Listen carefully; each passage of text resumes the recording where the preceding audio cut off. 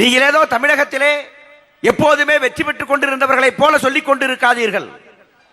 பெண்ணாகரத்திலே பொறுப்பு தொகையை இழந்த கட்சி தான் உங்கள் கட்சி என்று சட்டமன்றத்திலே அவர் சொன்னார். உடனே அவர்களுக்கு கடுமையான கோபம் வந்துவிட்டது. பர்கூரிலே நீங்களே தோற்று போன கட்சி தான் உங்களுடைய கட்சி. தமிழகத்தில் மார்க்சிஸ்டுகளுக்கோ தேமுதிகவுக்கோ இந்திய கம்யூனிஸ்ட் கட்சிக்கோ கடந்த தேர்தலில் சில சட்டமன்ற தொகுதிகள் கிடைத்தது. ஆனால் அதிமுகவுக்கு ஆட்சி கிடைத்தது. இந்த கட்சிகள் இணையாமல் அன்றைக்கு இருந்திருக்குமானால் ஆட்சியை இவர் எதிர்பார்த்திருக்கவே முடியாது. ஆட்சி வந்த பிறகு ஆணவம் தலைக்கேறி, ஆட்சி வந்த பிறகு அடங்காத ஆசையால் தமிழகத்தை அவர்கள் ஏற்கனவே கொள்ளையடித்தது போதாது என்று கொள்ளையை தொடர்ந்தார்கள். தமிழகத்தில் எங்கு பார்த்தாலும் இப்போது ஜெயலலிதா பேசுகிறார். என்ன சாதனை சொல்லுகிறார்? ரோடு போட்டேன், பாலம் கட்டினேன், இந்த தொகுதியில் அந்த தொகுதியில் என்று ஜெயலலிதா பேசுகிறார்.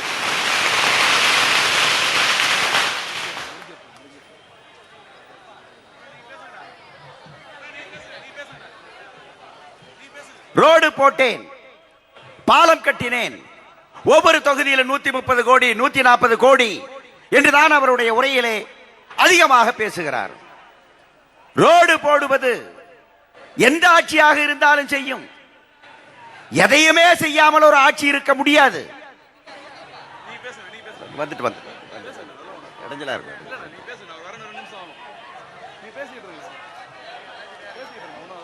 எதையுமே செய்யாமல் ஒரு ஆட்சி இருக்க முடியுமா? நன்றாக தூங்குகிற ஒருவனை நீ இப்படி தூங்குகிறாயே, என்ன செய்தாய் என்று கேட்டபோது சொன்னானாம், நிமிடத்திற்கு 60 முறை நான் மூச்சை இழுத்தேன், மூச்சை விட்டேன் என்று சொன்னானாம். அவன் வேலை செய்ததாக சொன்னதை போல ஜெயலலிதா இப்போது சொல்லிக் கொண்டிருக்கிறார். ரோடு போட்டேன், பாலம் கட்டினேன். எவ்வளவு போட வேண்டிய ரோடுக்கு எவ்வளவு போட்டீர்கள்? எத்தனை பாலம் கட்டியிருக்க வேண்டிய இடத்திலே எத்தனை பாலம் கட்டினீர்கள்? நீங்கள் செய்திருக்கிற வேலைக்கு செய்திருக்க வேண்டிய செலவு எவ்வளவு, செய்த செலவு எவ்வளவு என்பதுதான் கணக்கு. இன்றைக்கு எங்களுடைய கேள்வியே என்னவென்றால், தலைவர் அவர்கள் வந்து கொண்டிருக்கிறார்கள்.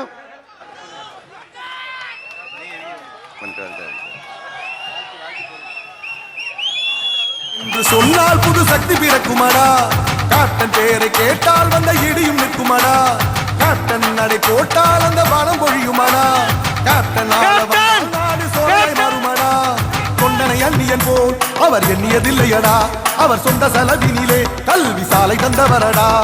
துன்பம் என்றால் ஓடி வரும் தூய தமிழ் மகன், உனக்கு துன்பம் என்றால் ஓடி வரும் தூய தமிழ் மகன்.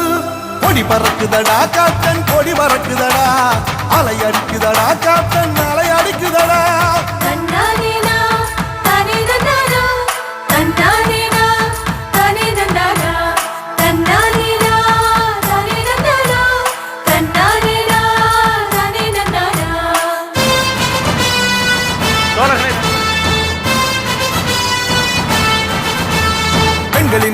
இதனுடைய உரையை முடிவுகிறேன், ஒத்துழைக்க வேண்டுகிறேன்.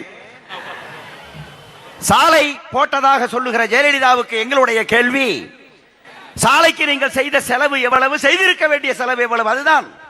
அதற்கு பதில் எங்கே? நீங்கள் சாலையா பல இடங்களிலே போட்டிருக்கிறீர்கள், பரோட்டா போட்டிருக்கிறீர்கள்.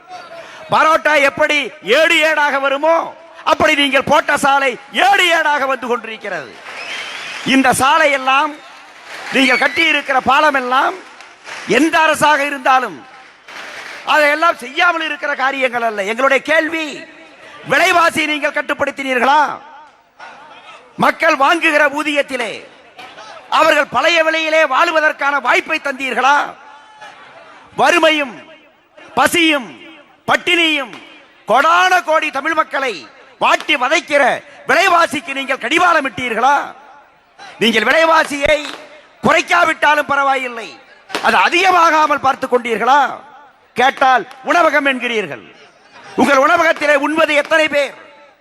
இந்தியா தமிழகத்திலே இருக்கக்கூடிய விடுதிகள் எத்தனை? ஹோட்டல்களிலே இருக்கிற இட்லியின் விலையை, தோசையின் விலையை, அங்கிருக்கிற உணவு பண்டங்களின் விலையை நீங்கள் குறைத்தால் அது தமிழ்நாட்டு மக்கள் அத்தனை பேருக்கும் பலன் தருகிற காரியம். ஏன் இதை செய்ய மறுக்கிறீர்கள்? நான் சர்வ வல்லமை படைத்த மாட்சிமை தங்கிய சீமாட்டி மகாராணி என்று பீத்திக் கொள்ளுகிறீர்களே, ஒரு ஓட்டலிலாவது ஒரு பைசா விலையாவது உங்களால் குறைக்க முடிகிறதா? இதை கட்டுப்படுத்துங்கள் என்று சொல்லுவதற்கு உங்கள் பதில் இல்லை. தமிழகத்திலே நாங்கள் தொழிலை பெருக்குகிறோம், வேலை வாய்ப்பை பெருக்கிறோம் என்று பச்சையாக போய் சொல்லிக் கொண்டிருக்கிறார் ஜெயலலிதா. ஜெயலலிதா ரெண்டே ரெண்டு விஷயத்திற்குத்தான் வாயை திறக்கிறார். ஒன்று சாப்பிடுவதற்கு, இன்னொன்று பொய் சொல்லுவதற்கு. தமிழகத்திலே இன்றைக்கு நோக்கியா என்கிற கம்பெனி, பாக்ஸ்கான் என்கிற கம்பெனி, அதை ஒட்டி இருக்கிற 20க்கும் மேற்பட்ட கம்பெனிகள் மூடப்பட்டு 30,000 பேர் காஞ்சிபுரம் மாவட்டத்திலே வேலை இழந்து தெருவில் இருக்கிறார்கள்.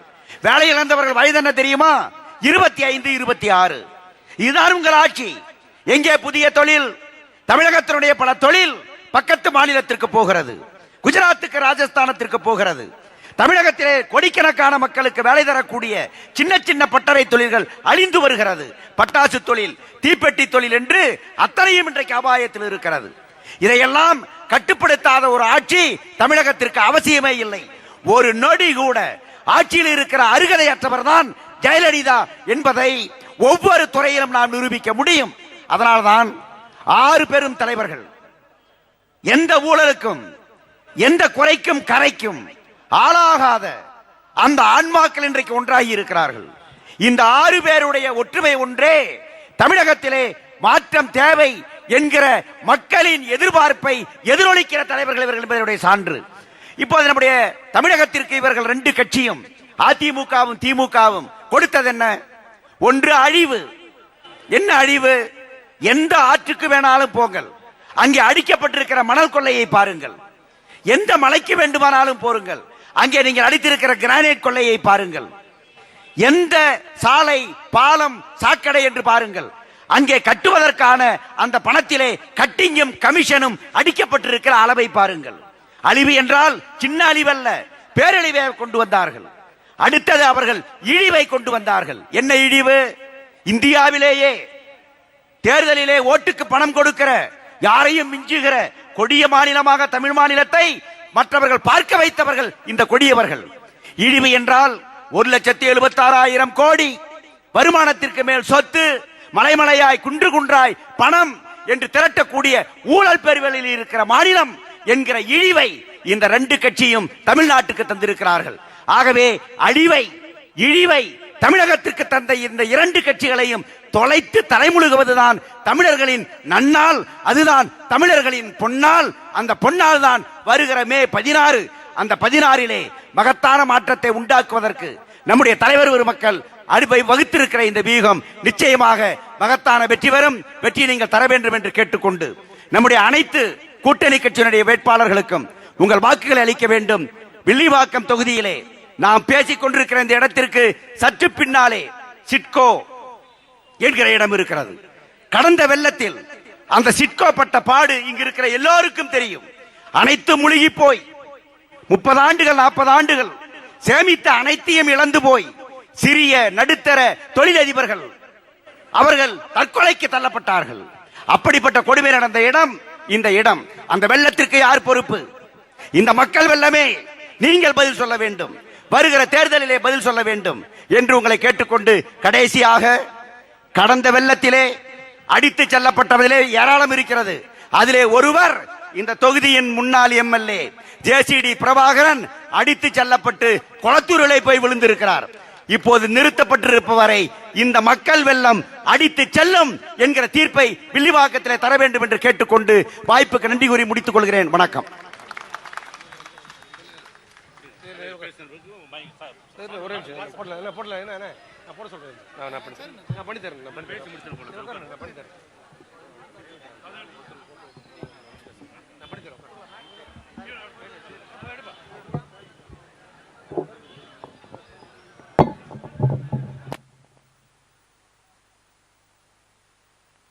குழந்தை நலனிலே அவர் திட்டம் உருவாகுமே.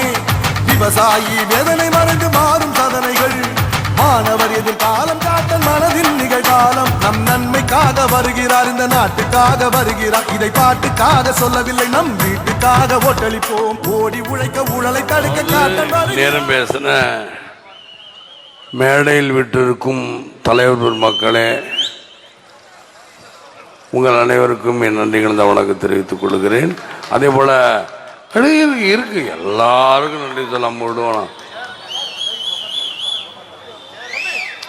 அதே போல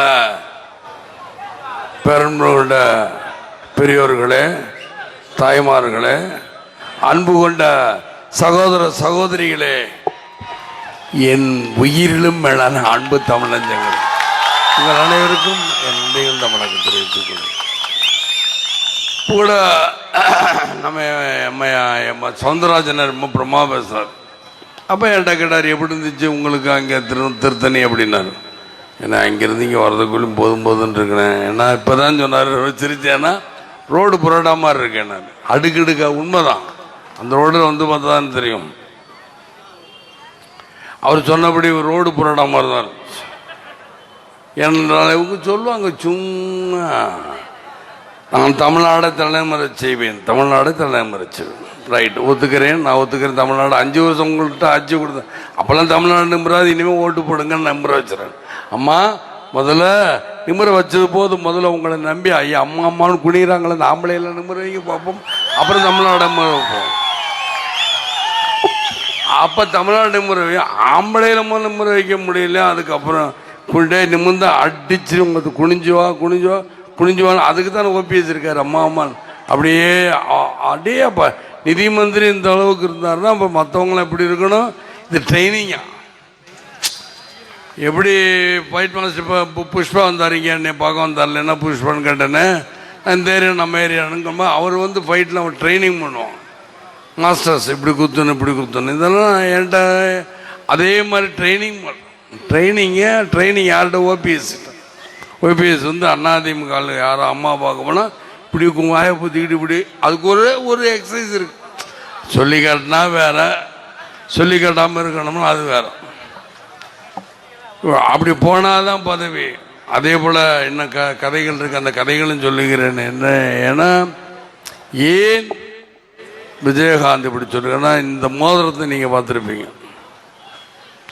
இது கஜேந்திரன் ஒரு படத்தில் பார்த்தீங்கன்னா பிடிப்பேன். கஜேந்திரன் எடுத்த புடி தயாரிப்பாளர்னா ஒரு அசிஸ்டன்ட் துரை, அவருடைய பேர் நல்ல தயாரிப்பாளர்னு என்கிட்ட சொன்னது யார் என்றால் செந்திலோட மேனேஜர்.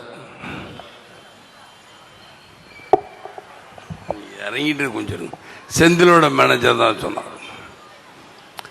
அந்த செந்திலோட மேனேஜரும் துறை கொடுக்குன்னு சரின்னு கொடுத்த படம் தான் கஜேந்திரா. கஜாவரண்டாங்கிற பாட்டில் கூட பார்த்தீங்கன்னா, டே தமிழன் சொல்கிறேன் அங்கே பாட்டில் இப்படி பண்ண எங்கேயும் மருந்து அதெல்லாம் கட் பண்ணுங்க அப்படின்னு யார் சொன்னார்?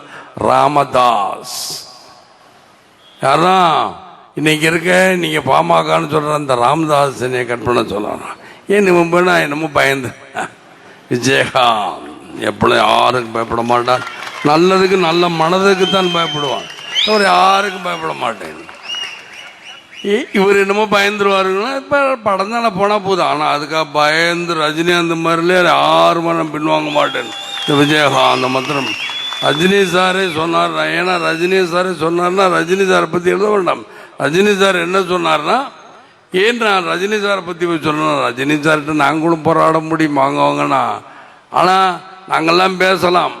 ஆனால் இது வரைக்கும் ரஜினி சார் பேச நான் கூட ஃபோனில் கூட பேசினா ஒன்றுக்கு 2 தடவை இல்லாட்டி அவரே வந்துடுவார். யாரு கூப்பிட்டா யார் அந்த மாதிரி நல்ல உள்ளம் படைத்தவர்கள் நம்ம கூப்பிட்டுக்கிட்டு வர முடியுமா?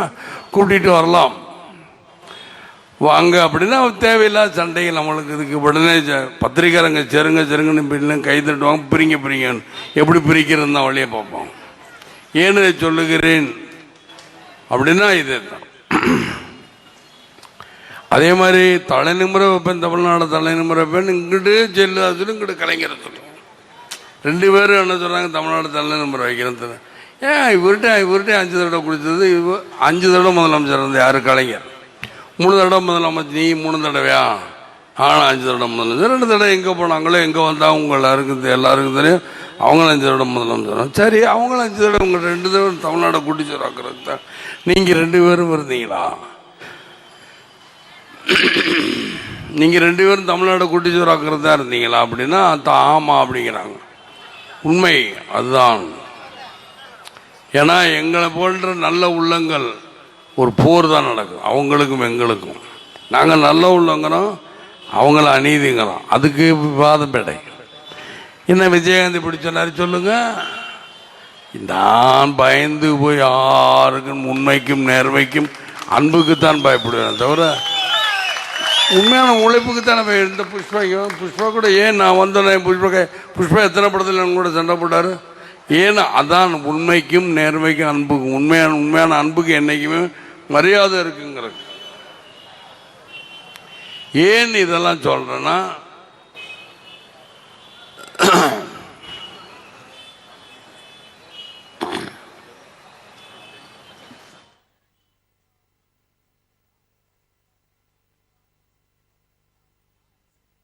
வீட்டுக்காக ஒட்டளிப்போம், ஓடி உழைக்க ஊழலை தடுக்க காட்டன் வருகிறார். ஓடி உழைக்க கட்சி அப்புறம் 7:30 மணி செய்தி. 7:30 ஒன்று போடுவாங்க 10 மணிக்கு, ராத்திரி 10:30 மணி. அவங்க இதையே தான் ஃபோக்கஸ் பண்ணி டைட்டாக வச்சுக்கிறாங்க. விஜயகாந்த் எங்கேயும் அங்கங்க அண்ணாவோட கட்டுறாங்க, அங்கங்கே போய் டைட்டாக எங்கே வச்சுக்குவாங்க. இவங்களுக்கு அதே தான் கிச்சன் கேபினெட்டில். அதுக்குள்ளே என்னுடைய வேட்பாளர் முதல்ல அறிமுகப்படுத்துகிறேன். வாருங்கள் அப்துல்லா அவர்களே. யாருனாலும் வாங்க. பாண்டியன் எங்கே இருக்காரு? வில்லிவாக்கம் பாண்டியன் அவர்கள், வில்லிவாக்கம் தொகுதி. நீங்கள் கொட்டும் முரசனத்தில் வாக்களிக்க வேண்டும் என்று தலைமுறை கொண்டு கொள்கிறேன். அப்துல்லா சீட் ஷேப்பாக்கம் பிரபு எழும்பூர். இந்த 3 பேரும் வேட்பாளர் இருக்கிறார்கள். நீங்கள் போனாங்க. இப்பொழுதுதான் உங்களுக்கு தான் பாண்டியன் வேலை நிறையா இருக்கு, கேட்டுங்க. ஆமாம், உங்கள்கிட்ட கேட்க சொன்னேன். நீங்கள் இப்போ அண்ணன் கூட சிட்கோவை பற்றி சொன்னார். மழை வந்துருச்சுங்கிறது உங்களுக்கு தான் தெரியும். நம்மளாம் எவ்வளோ கஷ்டம். இதற்கு ஜெயலலிதா சொல்கிறாங்க. என்ன சொல்கிறாங்க? இந்த மாதிரி தொத்துநோய் பராமல் தடுத்தாங்க. ரைட், தொத்துநோய் தடுத்ததுக்காக மொத்தம் வாயை திறக்கிறீங்களே. ஃபீஸ் கோயில்னு ஒருத்தர் மத்திய அமைச்சர் இருந்தார். அதுக்கு எதாவது வாயை திறந்தீங்களா? வாயை திறக்க மாட்டாங்களே. நல்ல விஷயம் வந்து வாயை திறந்தா, கெட்ட விஷயத்துக்கு வாயை திறந்தா பேசினா தானே தெரியும் அவர்களுடைய நடவடிக்கை எப்படிங்கிற. நீங்கள் பார்த்துக்க மக்களே, இன்னும் 2 கட்சிக்கு நீங்கள் திரும்ப வாக்களித்தே இதே கைது தானே உண்டாகும். எடுத்துருங்க. இது என்ன வேட்பாளர் பேர் தானே எடுத்துருங்க. ஏன்னா இப்போ நானும் ஒரு தேர்தல் அறிக்கை கொடுத்துருக்கிறேன். அவர்களும் இவங்க விவாத மேடையில் குறைந்த செயல் திட்டம் நீங்கள் வச்சுருக்கீங்கன்னு இப்போ தான் நல்லா சொன்னார் ராமகிருஷ்ணன் சொன்னார். இப்போ தான் நாங்கள் பேச்சுவார்த்தை பண்ணிக்கிட்டு இருக்கோம். இருந்தால் கூட என்னுடைய பேலன்ஸ் பண்ணி தான் நான் சொல்ல முடியும். இன்னும் பேசலை. உடனே தொகுதியை பிரிச்சிட்டோம். முதல்ல சீட்டு பிரிச்சிட்டோம். தொகுதி வேட்பாளர், அடுத்த வேட்பாளர் அறிமுகமாயிடுச்சா, இதே தான் கேட்பாங்க. ஏன்னா எங்கே ஒரு பிரச்சனையை கிளப்பிவிடணும்ல. இங்கே இன்னைக்கு கூட பாருங்க, நல்லதம்பி எம்எல்ஏ பிரபுசார் இங்கே நிற்கிறாருன்னா, நல்லதம்பி எம்எல்ஏ ஏன் நிற்கல? நல்லதம்பி எம்எல்ஏ இப்போ என் ஒய்ஃபு கூட தான் போய்கிட்டு இருக்கோம்.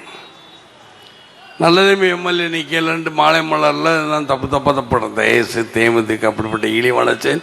இன்னைக்கு எனக்கு காசில் நான் கொடுப்பேன். இன்னைக்கு வரைக்கும் என்னை தெய்வம் நல்லபடியாக தானே வச்சிருக்கு. காசு இல்லைங்கிறக்காரு இவங்களா சும்மா ஏதோ அவர் சொல்ல தெரியாமல் சொல்லியிருப்பார். இவங்களும் கேட்க முடியாமல் ஏதோ ஒன்று போட்டு தேமுதிக எடுத்தடிக்கணும். ஏன்னா திமுக ஒரு கட்சியினுடைய உங்கள் கட்சியில் 30 பேர் கொடி பிடிக்கிறவங்க வீட்டு எப்படி எல்லாம் முற்று பண்ணுறாங்க. அது நீங்கள் முதல்ல புரிஞ்சு எந்த கட்சியும் உடைக்கணுங்கிற எண்ணம் மாத்திரம் வச்சுக்கிட்டா இந்த நிலமை தான் போகிறது. ஏன்னாடா நான் பார்த்துக்கிட்டே வரேன், இதை கேட்டுக்கிட்டே வரேன். இன்னைக்கு கூட நான் இப்போ அண்ணன் வந்துட்டு நான் பேசுனா யதார்த்தமாக தான் பேசிட்டேன். இதுக்கு முன்னாடி உங்கள்கிட்ட பேசிக்கிட்டு இருந்தார் புரோட்டா மாதிரின்னு ஒருத்தர். பேர் தெரியுமா? அவர் எந்த கட்சியை சேர்ந்தவர் தெரியுமா? செங்கொடி வந்திய செவ்வேளன், செங்கொடி பிடித்த செவ்வேளன் அப்படின்னு அவர் பேர். அது தெரியுமா உங்களுக்கு? தெரியுமா தெரியாதான்னு தான் கேட்குறேன். தெரியும்னா தெரியும், தெரியல தெரியல. அப்போ தெரியாம ஒவ்வொன்று தலை ஆட்டிக்கிட்டு அவர் பேச்ச வந்து ரசிச்சுக்கிட்டு இருந்தா அதுதான் சவுந்தரராஜன் வாங்கணும். எம்எல்ஏ-ஆக இருந்தவர், இப்பொழுது என் கூட எம்எல்ஏ-ஆக இருப்பார்.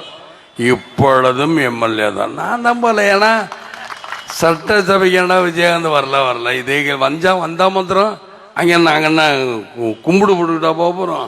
ஏய் அப்படிதான் பேசும் இல்லையா? அதற்கு உடனே இந்த அம்மா வரக்கூடாதுங்கிறக்க எனக்கு வெறுப்பேற்றுங்க. தேவையில்லாமல் அதுக்குன்னு வெறுப்பேற்றி மந்திரி பதவி வாங்குறதுக்கும் 4 பேர் இருப்பாங்க அங்கே. இல்லாட்டி தலை நிமிர செய்யும் தமிழ்நாடு தலை ஆளுகளை பூரா தலை நிமிர சொல்ல இது வரைக்கும் விழுந்தவர் தான் ஒருத்தர். என்ன செந்தில் பாலாஜி தானே?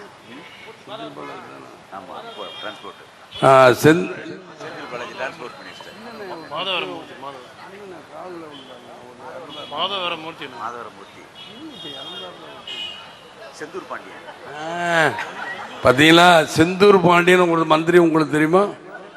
மந்திரி வந்து செந்தூர் பாலாஜி போக்குவரத்து துறை அமைச்சர். செந்தூர் பாண்டியன் ஒரு எம்எல்ஏ. காலையில் விழுக சொல்லு போனால் அவர் போயிட்டார் பேசிட்டார். இப்படி நான் மட்டும்தான் கவனிச்சு யாரும் கவனிக்கல. என்னடான்னா விழுந்து வந்து காலில் விழுந்து அவர் படுத்தவர் தான் இன்னைக்கு வரைக்கும். உடனே இறந்துட்டார். அவர் கொஞ்ச நாளில் இறந்துட்டாராம். இவங்க இந்த அம்மா சொல்லுதான், நான் நன்றாகத்தான் இருந்தேன், ஆனால் அவர் குடும்பத்தை என்னுடைய ஆழ்ந்த இரங்கலை தெரிவித்துக் கொள்கிறேன். நீங்கள் நன்றாக இருங்க, நீங்கள் நல்லா தானே இருப்பீங்க. இன்னைக்கு நீங்கள் ஆடு வரீங்க, மேலே வரீங்க, மியூசிக்கோட கிளப்பிடுறீங்க, அவ்வளோதானே. இந்த தேர்தல் அதான் நடக்கும். இந்த தேர்தலில் அவங்க கோடியாக பணம் வச்சு முரட்டு பணத்தை வச்சுக்கட்டும். என்கிட்ட முரட்டு மக்களுடைய மனம் இருக்கிற பார்த்துக்கிறோம். அவங்க முரட்டு பணம் வைத்துக்கிறோம், என்கிட்ட முரட்டு மக்களோட மனம் இருக்கிறது பார்த்துக்குருவோம் அப்படிங்கிறேன். என்றால் எங்கள் கூட்டணி என்னென்னு பின்னாடி சொல்லிக்கிறேன். இன்னும் பேச வேண்டியிருக்கு. டைம் ஆயிடுச்சோம். நீங்காடு பேசுங்கன்னு ஆளாளுக்கு சொல்லிட்டு போயிருக்கீங்க. நான்லாம் மாட்டிக்கிட்டு முழிக்கணும், அங்கேயும் அலையணும். அப்புறம் இங்கேயும் நீங்காடு பேசுங்கிறதுல அங்கே இருக்கோம்ல, அங்கே பார்த்துக்கிறோம். அந்த சட்டத்தை மதித்து சட்டத்தையும் மதிக்கணும், அது மாதிரி தேர்தல் அலுவலகத்தையும் மதிக்கணும். இதில் வந்து ஆளுங்கட்சி ஒரு 5 நிமிஷம் 10 நிமிஷம் வச்சுக்கோ. ஆட்சி பண்ண உடனே கேஸை ஃபைல் பண்ணியிருக்கேன். உடனே தேர்தல் உடனே கேஸை ஃபைல் பண்ண ஏன் பேச அதுக்கு ரெடியாக இருப்போம் காவல்துறை இருந்தால் கூட. ஆனால் நீ உட்காந்துக்கிறேன். ஏன்னா நான் அவர் ரொம்ப எல்லாரும் ஏன்னா ரொம்ப மதிப்பு எல்லாரும் கொடு.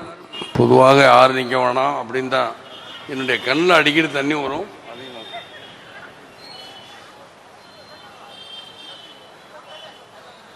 ஏன்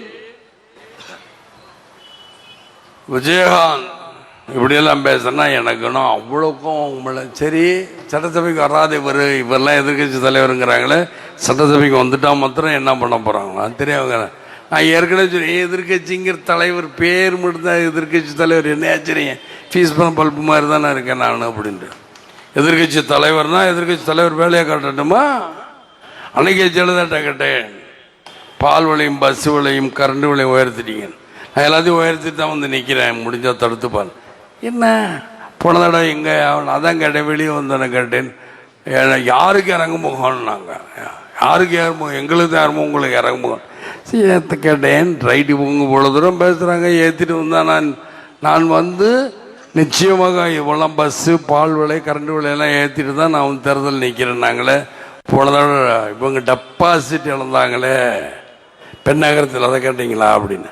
ஏன்னா யார் யார் ஆளுகின்றார்களோ அவர்கள் தான் இடைத்தேர்தல் ஜெயிக்கிறது வழக்கம். நம்ம பயப்படுவாங்க. இப்போ கூட இவங்க எங்கள் ஆளு தைரியமாக சொல்ல நினைப்போ இவங்கெல்லாம் ஆளுகளா அப்படிம்பாங்க. ஆனால் மற்றவங்க வேற. மற்றவர்கள் சோமா சொல்லுவார்கள், நாங்கள் தைரியம் தான். இன்னைக்கும் 10 வருஷம் இதே வேஷ்டி தான் கட்டிக்கிட்டு இருக்கோம் இல்லையா? கரை வேஷ்டி தான் கட்டுறோம். இதை நான் வேடிக்கை பார்த்துருக்கிறேன். மதுரையில் 5 வருஷத்துக்கு ஒரு தடவை வேடிக்கை பார்த்தேன். 5 வருஷம் அதிமுக வந்து மடிச்சு வேஷ்டியாக மடிச்சுக்கிட்டு சட்டியோடு நடந்துக்கிட்டு இருப்பான் அன்றவரோட. அதே மாதிரி தான் திமுகவும் 5 வருஷத்துக்கு ஒரு தடவை அதிமுக ஆட்சிக்கு தான் இவங்க வேஷ்டியெல்லாம் மடிச்சு கட்டிக்கிட்டு இப்படியே இருப்பாங்க. என்னடா பண்ணுறது என்னடா யாருக்குன்னா ஒரு சிலைக்கு மாலை. நான் கண்ணார பார்த்த உண்மையை உங்களிடம் அப்படியே பேசுகிறேன். மகளே, தவறு என்றால் என்னை மன்னித்து கொள்ளுங்க. தவறா? ஏன்னா உங்களோட உண்மையை சொல்லணும், தப்பே கிடையாது. ஏமாத்தலாம், ஏமாத்துறதுக்குன்னு பிறந்தா அவங்க 2 பேரும், ஏமாறுறதுக்கும் பிறந்தவங்க நாம எல்லாரும். ஏமாத்திற்கும் பிறந்தவங்க யாரு? அவங்க 2 பேரும் என்றால் திராவிட முன்னேற்றக்கும் அண்ணா திராவிட முன்னேற்ற கழகம் தான். ஏன்னா தேர்தல் நேரம் தனியாக பேர சொன்னால் இதை செஞ்சிருவாங்களோ வச்சிருவாங்களோங்கிற தேர்தல் சட்டத்திட்டத்துக்கு கட்டுப்பட்டு தான் இந்த விஜயகாந்த் நடக்கிறேங்கிறதுனால சொல்லுகிறேன். முன்னாடி எப்படியோ பேசியிருக்கலாம், ஆனால் இப்பொழுது நான் வேற மாதிரி தான் பேசுகிறேன். அதே போல இங்கே வந்து அனைவருக்கும் நன்றிகள் நான் வணக்கம் தெரிவித்துக் கொண்டு விடைபெறுகிறேன். டைம் ஆயிடுச்சு மக்களும், டைம் ஆயிடுச்சு என்று கோச்சிக் கொள்ளாதீர்கள். அது மாதிரி இதெல்லாம் எடுத்துருங்க, இதெல்லாம் எடுத்துட்டு சால்வை எல்லாரும்